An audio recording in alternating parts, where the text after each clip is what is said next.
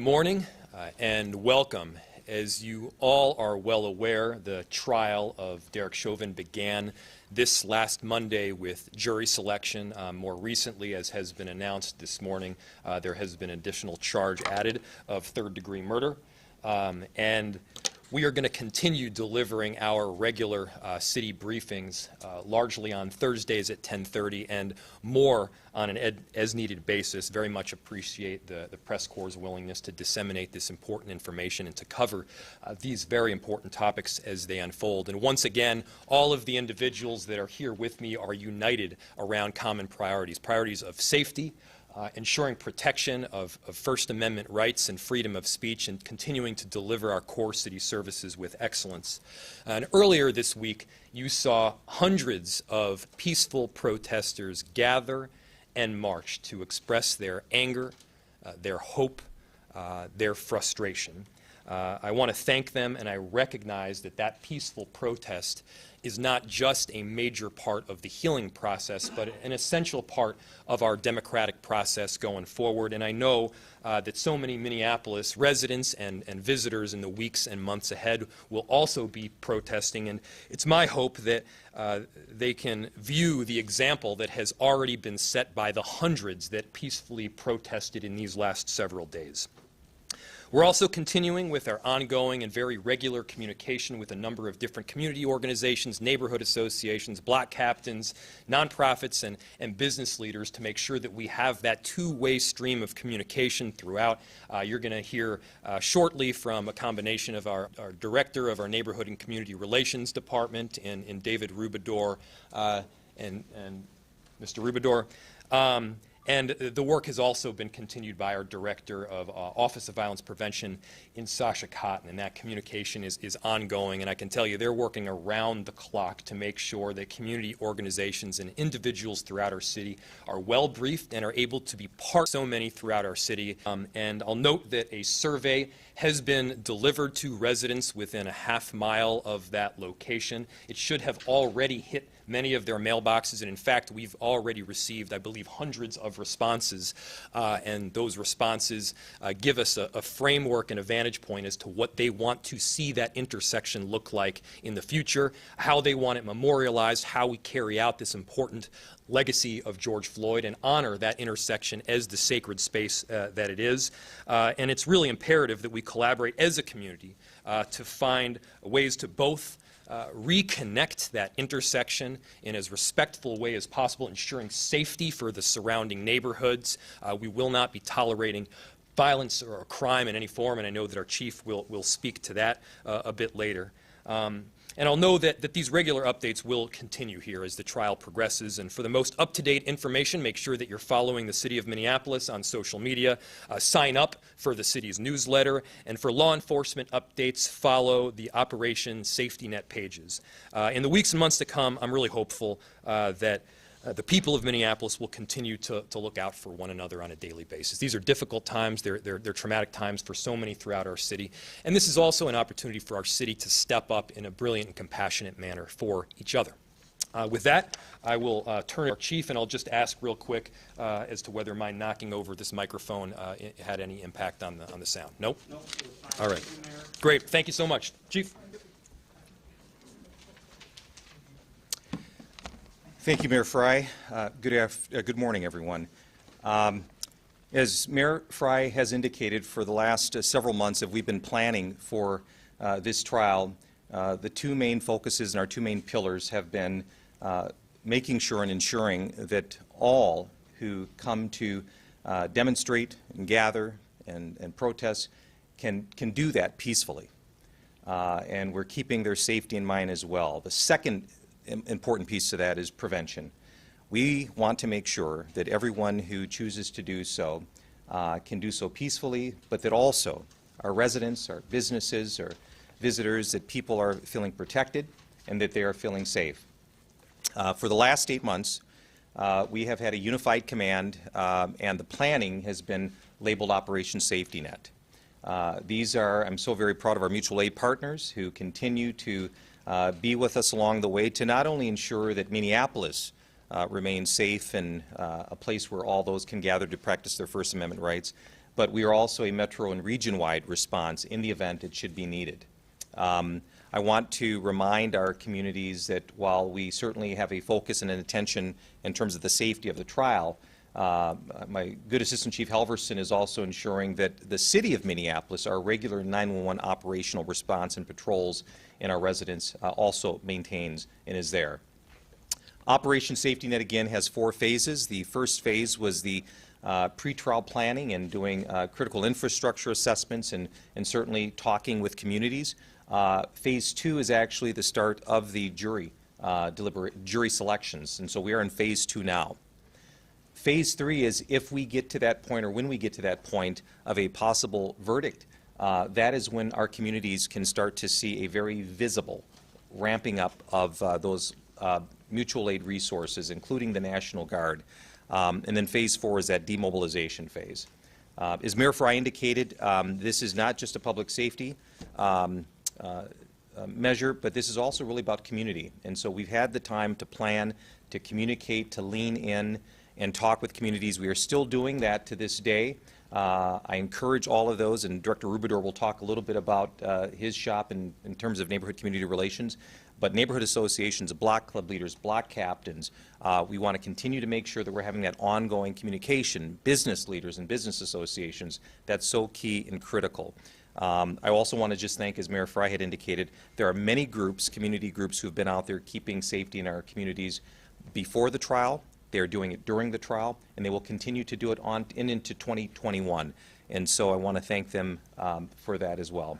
Again, this is about civic participation. As Mayor Frey indicated, we can do this right. We can express our feelings, our emotions, whether it's pain, sorrow, hope, and we can do that safely as well. And so for the folks that came out this past Monday and even actually Sunday, they showed the world that we can do that peacefully. We can express those First Amendment rights peacefully and be something that others across this country can look up and see that we can do it right. So thank you very much, and with that I believe Director Rubador.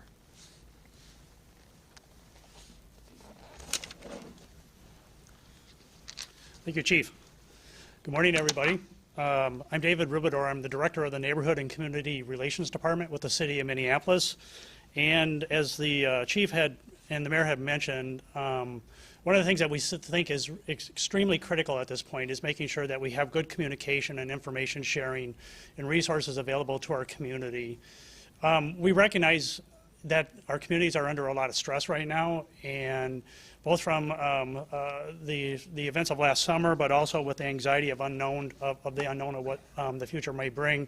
And so we consider it to be critically important that we keep relationships going with our community members, and that we're informing them and hearing from them about the issues and the concerns that they have and anxieties. And so I'm going to just update a little bit on some of the measures that we have in place, some of the changes that have occurred since the last time we had the press conference, and to let you know really what the status is on those efforts. So one of the things I wanted to talk about first is starting with the website. The trial website is up and running. We had announced last week that it would be launched on Friday. It did launch on time. The trial website actually provides quite a bit of information about the current events that are occurring with the trial, as well as some of the information about some of the issues that we're hearing from communities, such as safety, among other things. It includes links to the Operation Safety Net, Hennepin County, the courts, as well as Metro Transit.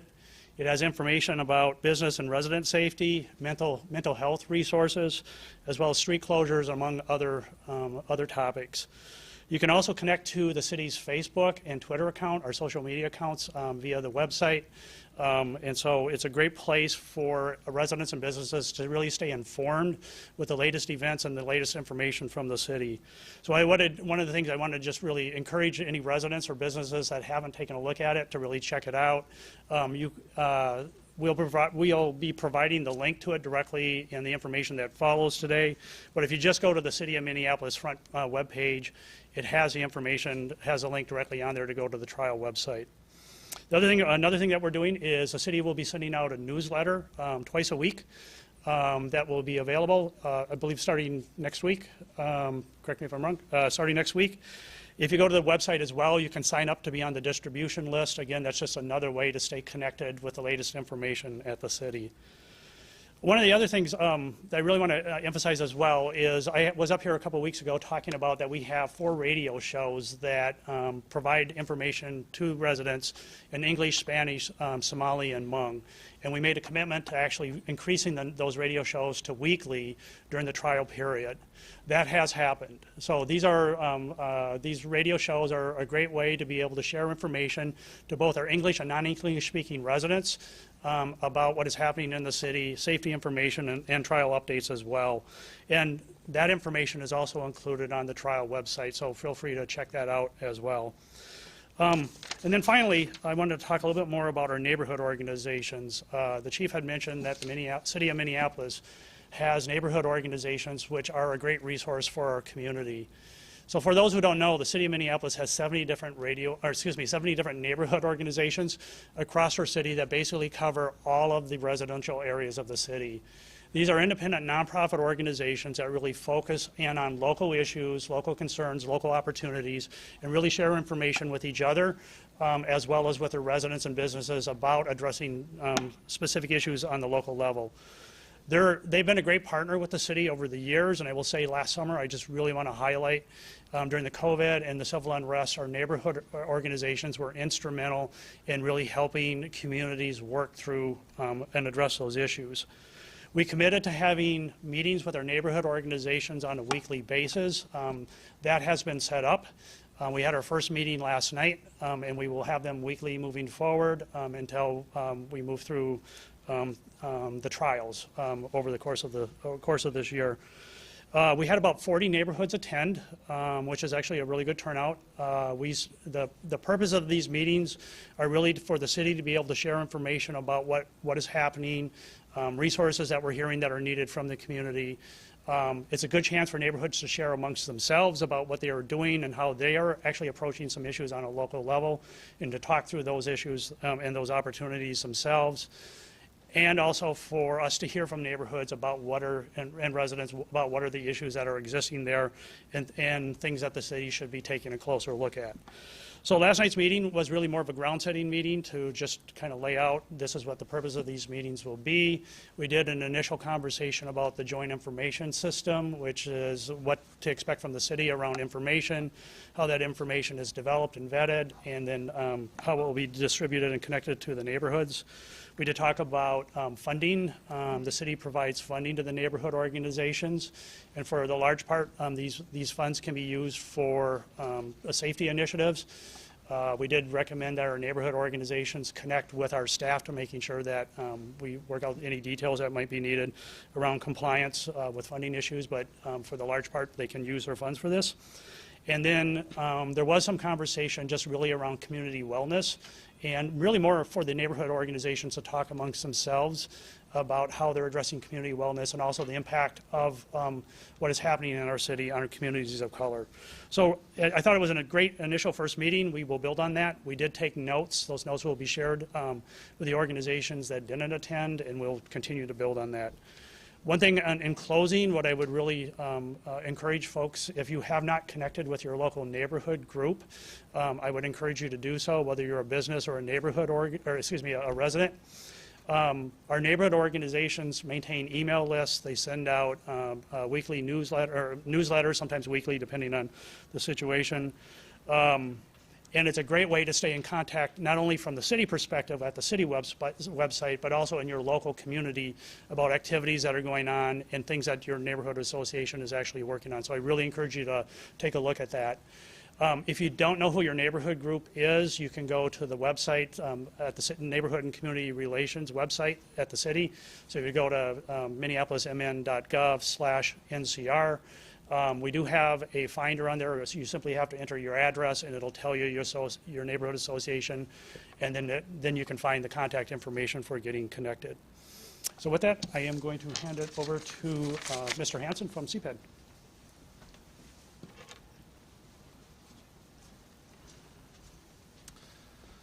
Thank you, David. Good morning. My name is Derek Chauvin. I'm the city's Director of Economic Policy and Development. And as we have shared before the trial started, there are steps that business and property owners are thinking and considering to take in this time of uncertainty. sound practices that we suggest you follow to prepare for any emergency that could come up from any type of disaster. These include having a plan, determining if and how to secure buildings and important documents, reviewing insurance coverages, knowing your neighbors and community-based organizations, and hiring only licensed security companies if a business chooses that route. As Mr. Rubador said, we have details about most of these things on the city's new trial website, and I encourage people to take a look at that. We can also call the small business team at 612-673-2499 for more assistance. Another important component for us as a community relies on us. The businesses, I've stressed in the past briefings that businesses are open in Minneapolis as the trial begins. We see these businesses taking these precautions we have just prescribed. It is important as a community that we continue to shop local through this time. Many of our businesses have been impacted by the pandemic, and last year's unrest are still struggling. We all need to come together and shop local first this year. I was on Lake Street Tuesday, and I was able to see the impacts of last year's still with us. While some sites are still in the process of cleaning up, many businesses are back. From big box retailers like Cub and Target, who did not waste any time to reinvest in Minneapolis, to small businesses like the furniture store I visited at the corner of Grand and Lake. I was able to meet with Abe Demang and Samir Bousrara, the owners and developer of a new 3-story building at that corner, which is also home to Abe's furniture store on the first floor. I bring up this property as an example of the economic multiplier that's important to our community that comes from these small businesses. Abe hires from the community and sells to the community, and the dollars that are generated in that store stay in the community. The new building that he and Samir have built has a second floor for offices that are home to new businesses that are growing today, and a third floor that is unfinished that will have additional economic activity in the coming months. This connection, their connection to the community and their support of the community actually helped save this building. They were telling me the story about when people tried to damage the building last year. It was community members that called Abe and Samir immediately to tell them about these attempts, and Abe and Samir's response to that kept the damages to a minimum and helped save the building and allowing it for it to be open and contributing to the economy today. We are fortunate as a community to have businesses with strong connections, the big ones like Target and Cub, who didn't hesitate to rebuild in Minneapolis, and the emerging ones like Abe and Samir, who continue to build on the next generations of businesses that will contribute to our economy. Think local this spring. We're all in this together, and thank you.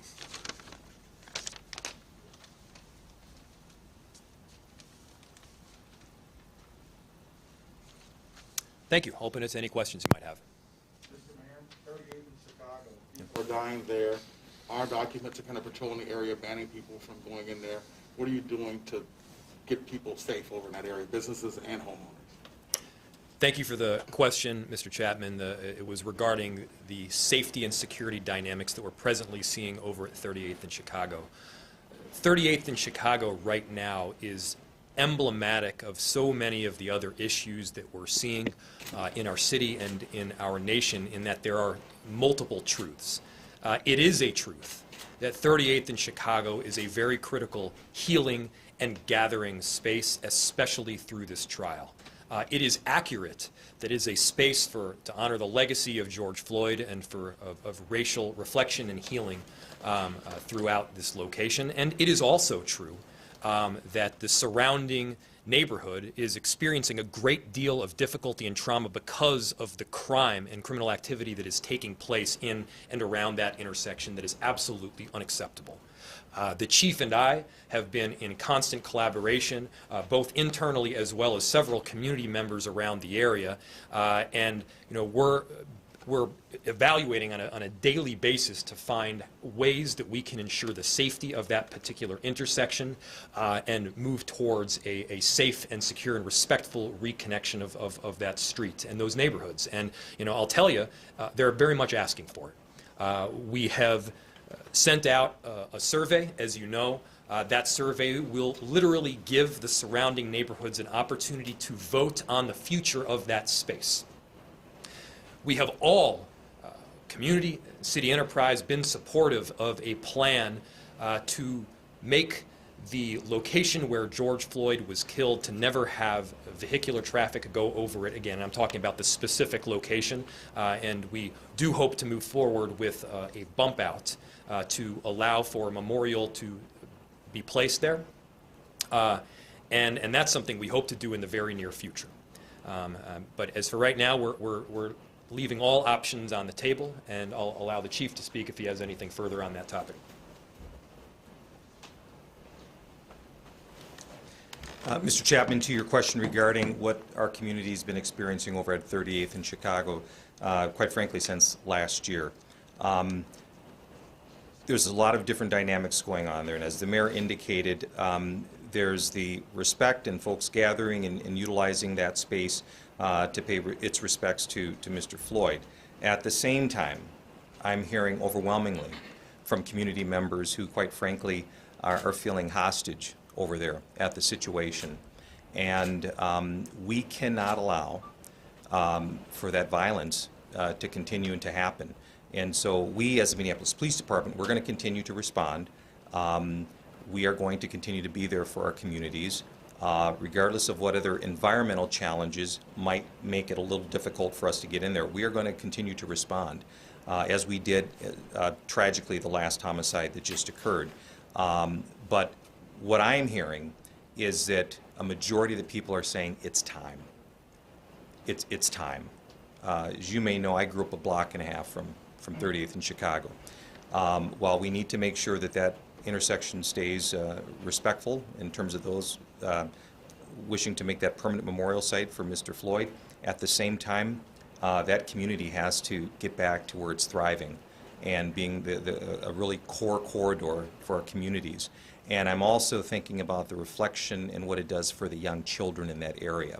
So if anyone truly has an investment in the future of 38th Chicago, regardless of what position you're on, think of our children, think about what they're experiencing, and at the end of the day, it has to be about safety, it has to be about making sure we can do better for that. And so, as the mayor indicated, we're having ongoing conversations. We're going to have some more today. I'm having conversations with the folks who have a vested interest in that. That's both community organizations, businesses, and activists. And but we're going to make sure that we're doing right by our communities out there. I know you guys spoke to business owners over there. Last question, sorry. And there are pictures of armed people on the rooftops with weapons. There's video running gun battles in broad daylight of people who come to visit us from Russia and Sweden ducking into the businesses for cover. How do you stop it? I mean, it's out of control. I mean, they even banned media from going in there. I know they don't want you guys in there. I mean, how do you stop it? Yeah, the question in terms of how do we stop and prevent what's been occurring, we have to stay vigilant. But I will say this here, from a public safety, we have to open up that intersection. And I know that may be difficult for some people who've been holding space in there since last year, but we have to open up that intersection. And we can do both. We can still pay the tribute and the recognition and honor Mr. Floyd, and yet get that intersection back open. And so we're having ongoing conversations. There'll be more today, but we're going to work towards getting that intersection open. Should it be open now? For safety reasons, should it be open now? Yes, it actually should be open now. But as the mayor indicated, we want to do so in a way that is both respectful. We obviously understand the sensitivity of that, but we are absolutely working towards getting that intersection reopened. What do you say, though, to, we've got a lot of media, we've got a lot of outsiders here, tourists here. You go there, and they decide whether you can go in.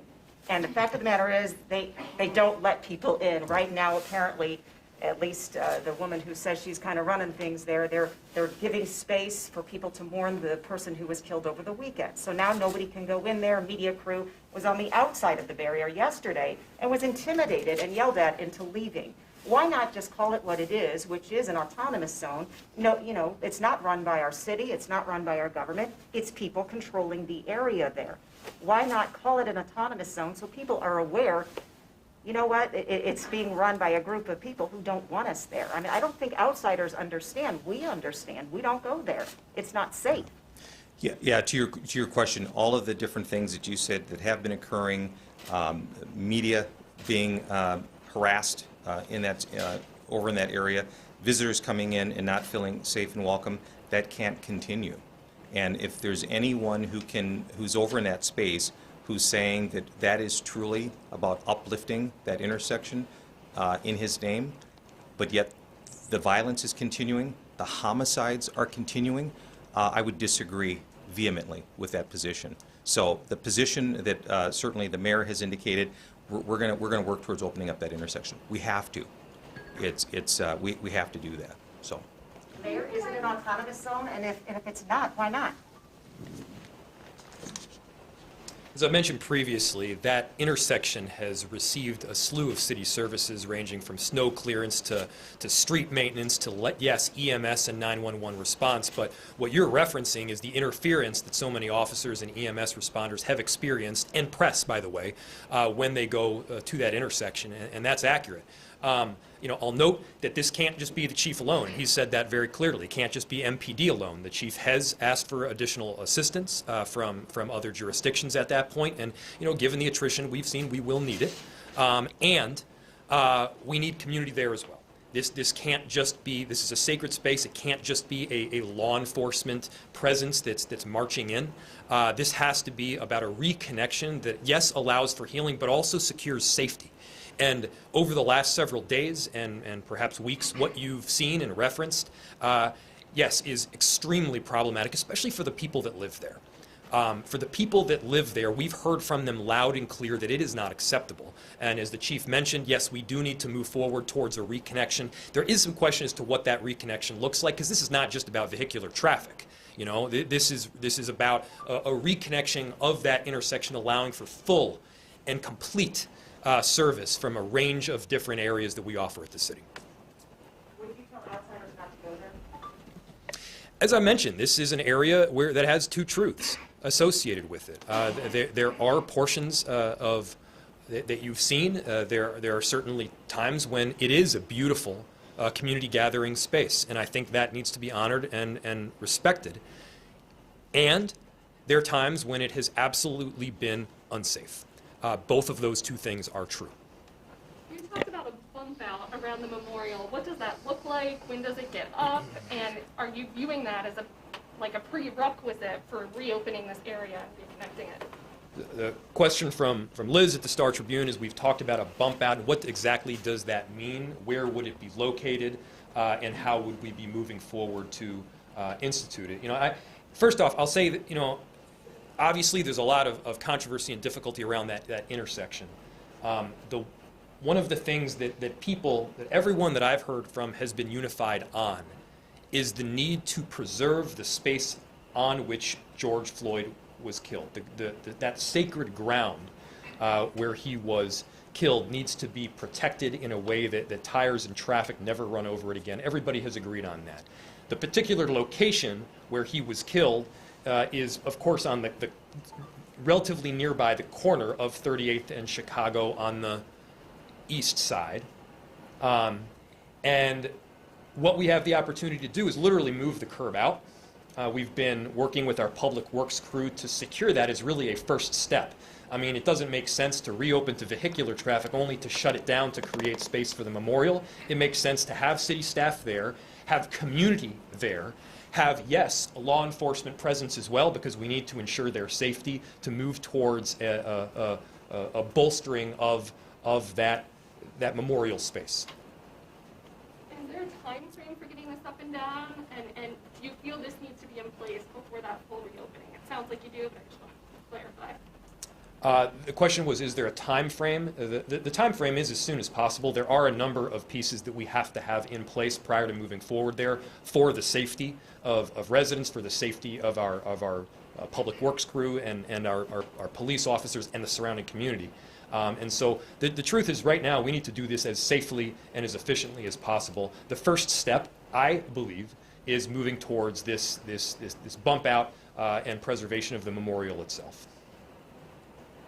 Separately, there were some folks who had concerns that memorials placed in the street this week had been removed, or that one man was ticketed for sitting in a street as protest. Can anyone provide more clarity? What is the criteria being used to determine whether to remove memorials, whether to ticket someone, whether to arrest someone?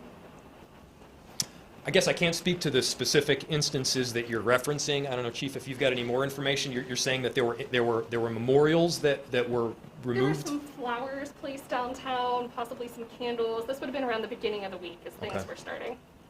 Chief Gary. Yes, I believe the memorial, or as a matter of fact, it might have been framed as artwork that was placed on 7th Street near the bus shelter. My understanding, in talking with also Metro Transit Police, was some of those items were also in the street, that obviously the bus traffic, and so those had to be removed just based on where they were placed. I believe they were also within the bus shelter itself, and so they vary. We've seen memorials in terms of neighborhoods on the boulevards of trees and flowers and different types of ornaments. I think for the most part, community has allowed those to kind of be up for a couple of days, but then at some point in time they've just been removed as well. And so I don't know if there's a hard and fast. I think they can vary, whether it's, like you said, the artwork that was at 7th Street the other day, or a flowers on a boulevard tree where someone may have died. I would like to just update the media that the tragic homicide that occurred last Sunday, Minneapolis homicide detectives have made 2 arrests in that case. So I don't have any more. I just wonder if there are any more details about it, other than there are 2 arrests, about the situation, the suspects, anything like that? No, that's all the information I have at this time, though. Thank you. Just to clarify, that is in connection with the one at 38th and Chicago, correct? That is correct. Yes.